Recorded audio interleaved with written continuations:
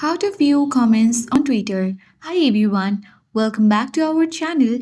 This is Rose and let's learn to view comments on Twitter or X. So without further ado, let's begin. First of all, navigate to X or Twitter application and open it. Make sure that you sign in to your account. Now find the tweet for which you want to see comments.